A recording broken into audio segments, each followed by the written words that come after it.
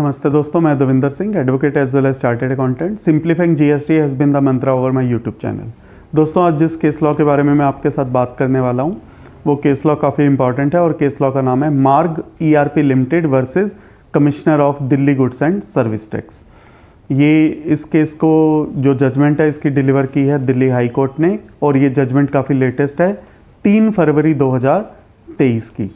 ये जो जजमेंट है ये सेक्शन 73 से पर्टेन करती है। पटिशनर ने रिट पिटीशन को फाइल किया है under article 226 of constitution of India और ये जो पिटीशन फाइल की गई है ये against demand of ₹49,26,000 rupees approx के अगेंस्ट में दाखिल की गई है।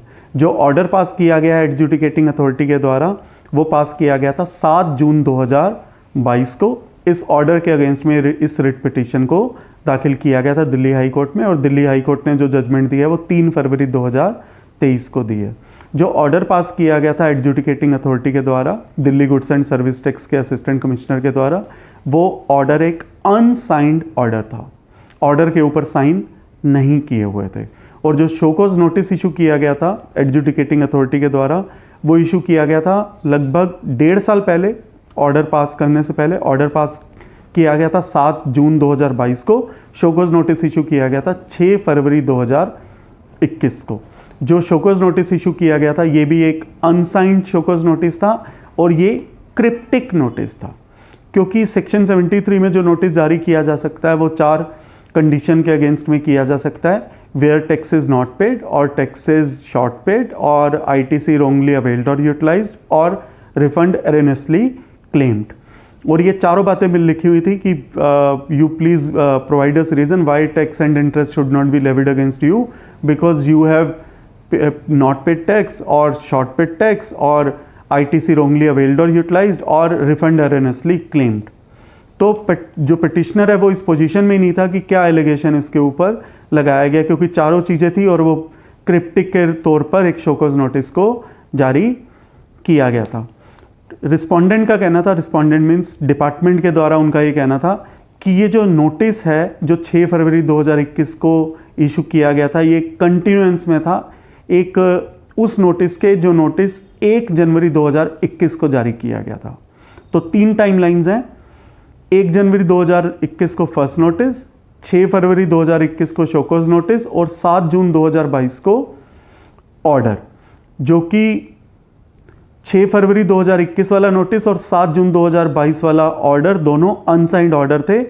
डिपार्टमेंट के वकील का कहना था कि ये जो 6 फरवरी 2021 वाला नोटिस जारी किया गया है ये 1 जनवरी 2021 के नोटिस के कंटिन्यूएशन में है और 1 जनवरी 2021 को जो नोटिस जारी किया गया था उसमें कुछ डिफरेंस के बारे में बताया गया था कि आपने एक्सेस आईटीसी क्लेम किया है और पिटिशनर को बुलाया भी गया था उसमें 15 जनवरी 2021 को।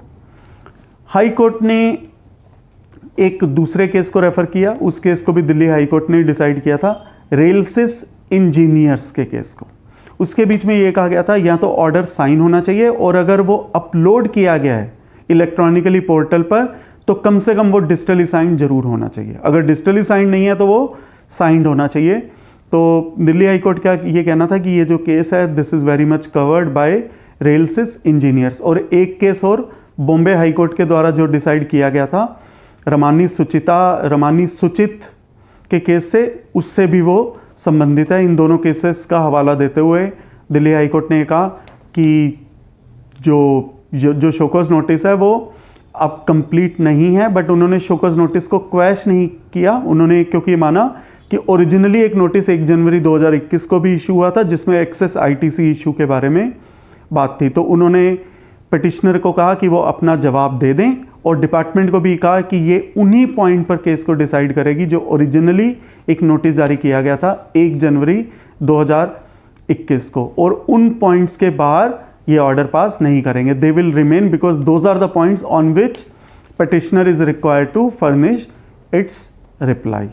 दोस्तों, लास्ट ईयर एक दिल्ली की और जजमेंट आई थी शिवा शक्ति मैग्नेट्स प्राइवेट लिमिटेड। उसके बीच में भी दिल्ली हाई कोर्ट ने दिल्ली जीएसटी अथॉरिटीज़ को कहा था कि आप गाइडलाइन जारी कीजिए कि नोटिस कैसे जारी किया जाना चाहिए, और इंडिकेटिव गाइडलाइंस इशू भी की गई थी दिल्ली जीएसटी डिपार्टमेंट के द्वारा 1 फरवरी 2022 को। उसके बीच में भी यही कहा गया था कि जो नोटिस है वो क्रिप्टिक नहीं होना चाहिए, वो सिर्फ ड्रॉप डाउन मेन्यू से संबंधित नहीं होना चाहिए, उसके बीच में भी आप पॉइंट्स दीजिए, डिटेल दीजिए। Notice should be a detailed notice, not a summary notice, और it should not be cryptic notice, जैसा कि इस केस में हमें देखने को मिला। बट सिर्फ ये क्रिप्टिक नोटिस का केस नहीं है, ये साइनिंग के ऊपर भी प्रश्न रेज करता है। जबकि मेरे अनुसार अगर इसमें साइनिंग के अलावा वो वाला इशू रहता कि अगर नोटिस प्रॉपर नहीं है, तब भी ये केस रिट पिटीशन इसके अगेंस्ट में दाखिल की जा सकती थी।